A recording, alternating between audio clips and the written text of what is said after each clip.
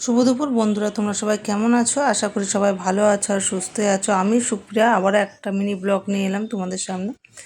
তো আজকে সকালে উঠতে উঠতে আমার অনেকটাই লেট হয়ে গিয়েছিল, কারণ হচ্ছে কালকে রাত্রে শুতে শুতে আমার অনেকটা রাত হয়ে গিয়েছিল, কারণ এত গরমের মধ্যে মানে রাত্রেবেলা একদমই ঘুম আসছিল না। শুতে শুতে কালকে 4টে বেজে গিয়েছিল, ওই জন্য সকালে উঠতে উঠতে আজকে 8:30 9টা বেজে গিয়েছে। তো যাই হোক, আজকে অনেকগুলো সংসারের কাজ আছে। আর সবচেয়ে বড় কথা, আজকে হচ্ছে আমার রান্নাটা নেই, এটা আমি খুব খুশি, কারণ রেগুলার যখন রান্না করতে হয় এই গরমে একটু কষ্ট তো অবশ্যই হয়। তো যাই হোক, কালকের কিছু খাবার দাবার ছিল, সেইগুলোই আর কি দুপুরবেলায় গরম করে খেয়ে নেব। তো ভাবলাম যেহেতু আজকে রান্না নেই, আমার যে কাজগুলো আছে ঘরের সব এই কাজগুলো আমি আজকে করে নেব। কিছু কাঁচা ছিল, দুদিন ধরে ভাবছি যে কাচবো কাচবো, সেগুলো আর কাঁচা হয়ে উঠছিল না। তো ওগুলো আমি আগে ভিজিয়ে দিলাম, ওগুলো সব কেচে নেব, মানে যখন স্নান করতে যাব তখন আর কি কাচবো। তো তারপরে আমার রান্নাঘরে অনেক কাজ পড়ে আছে, মানে রান্নাঘরটা পুরো অগোছালো হয়ে আছে। তো গরমে এত কষ্ট হচ্ছিল কি বলবো, যেহেতু কালকে তোমরা দেখেছো যে আমার বাড়িতে মানে আমার এক দিদির মেয়ের জন্মদিন করা হয়েছিল। তো তারা আমার কে হয় বা কোন সম্পর্ক সেটা তোমাদের সাথে অবশ্যই আমি পরে আবার শেয়ার করব। তো আমার রান্নাঘরটা দেখো কি অবস্থা, রান্নাঘরটাও অনেকটা অগোছালো হয়েছিল।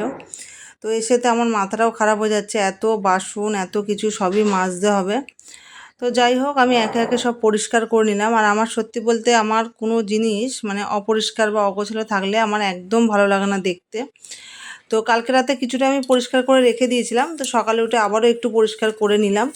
তো তারপর আমি বাসন কোসনগুলো সব মাজবো। আর আমার যেহেতু বেসিনটা অনেকটাই ছোট, তোমরা দেখলে হয়তো বুঝতে পারবে। তো আমার বাসন ওতে মানে পুরোপুরি ধরে না, এবার যখন বাসন না ধরে তখন আমি নিচে রেখে দিই মানে বাসনগুলো।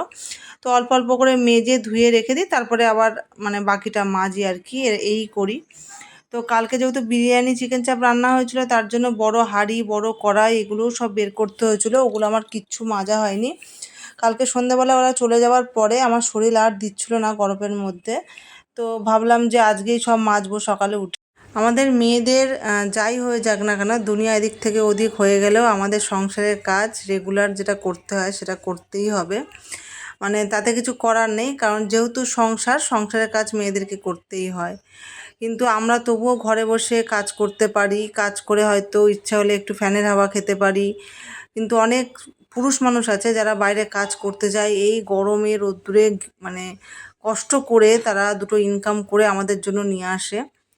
তো যাই হোক, আমি ছেলে বা মেয়ে কেউই কম হয় না, মানে দুজনেই সমান পরিমাণ সংসারের জন্য স্বার্থ ত্যাগ করে, নিজের সব কিছু ত্যাগ করেই একটা সংসার তৈরি করে।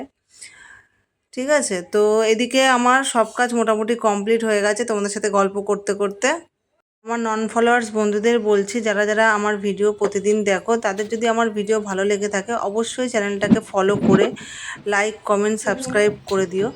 তো চলো আজকের মতো টাটা, আবার দেখা হবে একটা অন্য ভিডিও নিয়ে।